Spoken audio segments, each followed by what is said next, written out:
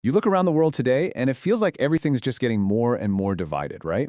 Well, this is one small nation in Central America that might just have an answer. While so many other countries are stuck in this political tug of war, Costa Rica has been quietly building something different, a model that's all about cooperation. So the big question is, what can we actually learn from them? And that really is the million-dollar question, isn't it? Is there a cure for all this political polarization?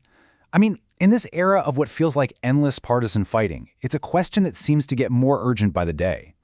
But what's happening in Costa Rica, well, it offers us this glimmer of hope. It shows a potential path forward, one that isn't built on one side winning, but on everyone working together. Okay, so to really get why Costa Rica is such a standout, we first have to zoom out and look at the bigger picture.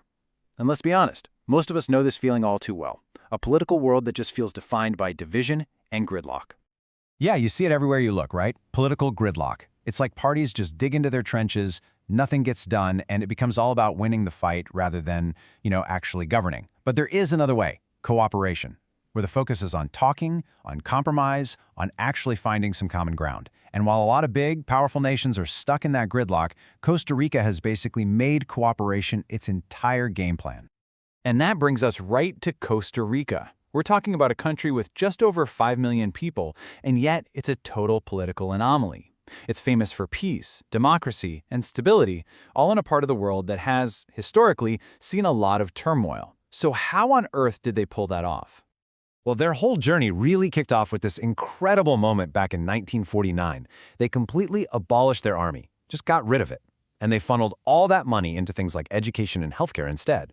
Now, you fast forward to the mid-2010s, and just like in a lot of places around the world, their old two-party system started to fall apart. And by the time the 2022 election rolled around, it was so fragmented that no single party could get a majority. This was it. This was the moment they had to put their whole idea of cooperation to the ultimate test. Okay, so how does this whole governing together thing actually work in practice?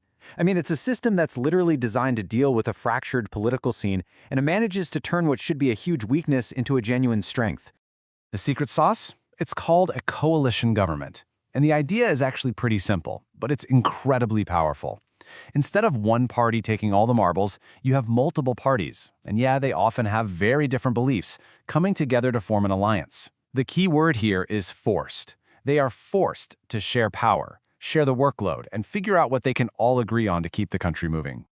And if you want proof that this wasn't just some nice idea but an absolute necessity, just look at the 2022 election results. The President's Party, they only got 10 seats out of 57.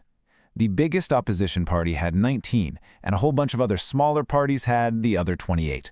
So you do the math. If the president wanted to pass a single law, he had absolutely no choice but to start building bridges and making deals. Okay, so that all sounds good on paper, right?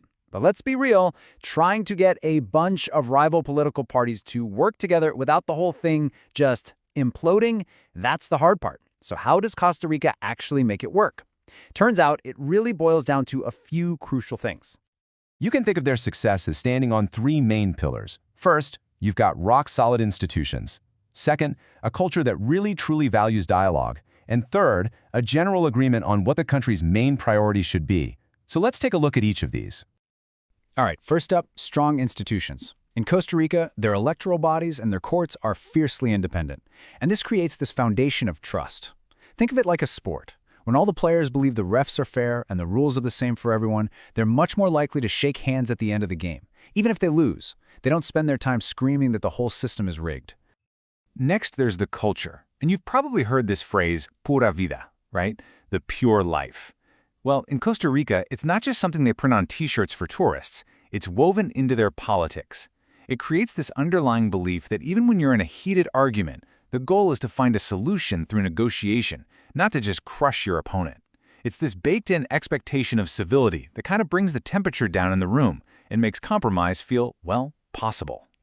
And the third pillar is having shared priorities. Now, this doesn't mean all the parties agree on how to do things, not at all. But for the most part, they all agree on the big stuff, protecting their democracy, growing the economy, and taking care of the environment.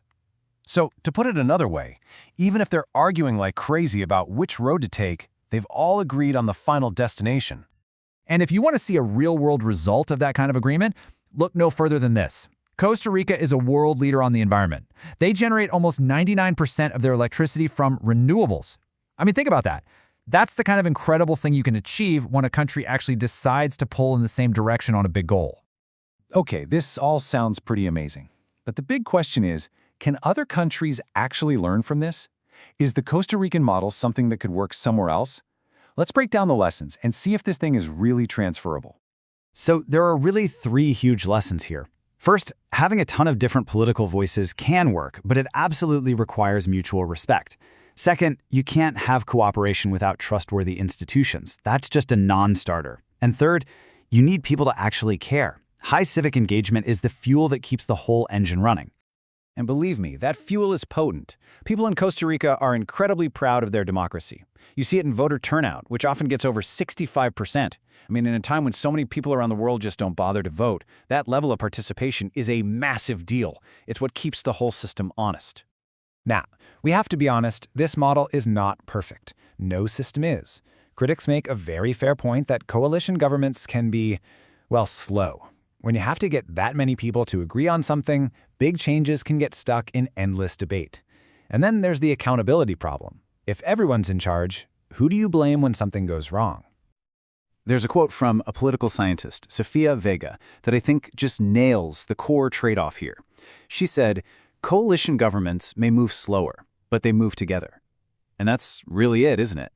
Progress that's built on everyone agreeing might take a while, but it's probably going to last a lot longer than some new rule that was just jammed through by one party. And so that leaves us with a pretty big question to think about for our own countries.